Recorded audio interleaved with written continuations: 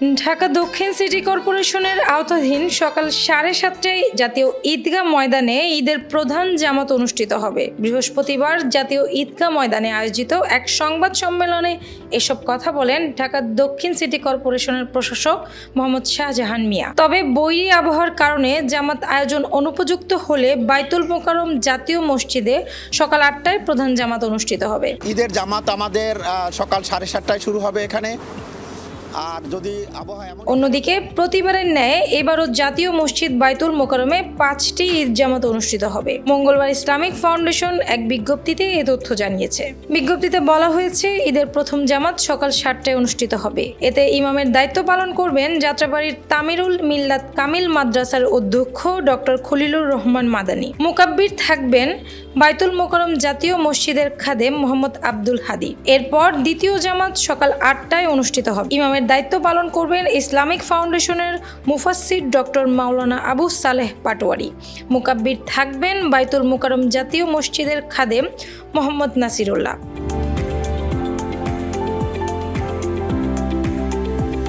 তৃতীয় জামাত সকাল 9টায় অনুষ্ঠিত হবে। এতে ইমামতি করবেন ইসলামিক ফাউন্ডেশনের সম্পাদক ডক্টর মুশতাক আহমেদ। মুকাব্বির থাকবেন বাইতুল মোকাররম জাতীয় মসজিদের খাদেম মোহাম্মদ বিল্লাল হোসেন। চতুর্থ জামাত সকাল 10টায় অনুষ্ঠিত হবে। এতে ইমামতি করবেন ইসলামিক ফাউন্ডেশনের মুফতি মোহাম্মদ আবদুল্লাহ। মুকাব্বির থাকবেন বাইতুল মোকাররম জাতীয় মসজিদের খাদেম মোহাম্মদ আমির হোসেন। পঞ্চম জামাত সকাল 10:45 অনুষ্ঠিত হবে। এতে ইমামতি করবেন ইসলামিক ফাউন্ডেশনের দ্বীনি দাওয়াত ও সংস্কৃতি বিভাগের ভাষা শিক্ষক মাওলানা মোহাম্মদ নুরুদ্দিন।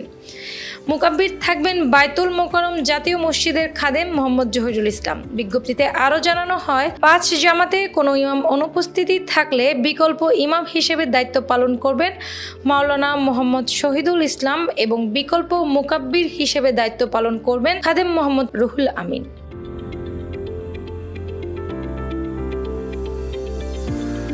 ঢাকা বিশ্ববিদ্যালয়ের পবিত্র ঈদুল আজহার 5টি জামাত অনুষ্ঠিত হবে। এর মধ্যে কোনটি কোথায় কোন সময় হবে তার একটি সূচি প্রকাশ করেছেন বিশ্ববিদ্যালয় প্রশাসন। বুধবার ঢাকা বিশ্ববিদ্যালয়ের জনসংযোগ দপ্তরের এক সংবাদ বিজ্ঞপ্তিতে এই সূচি প্রকাশ করা হয়েছে।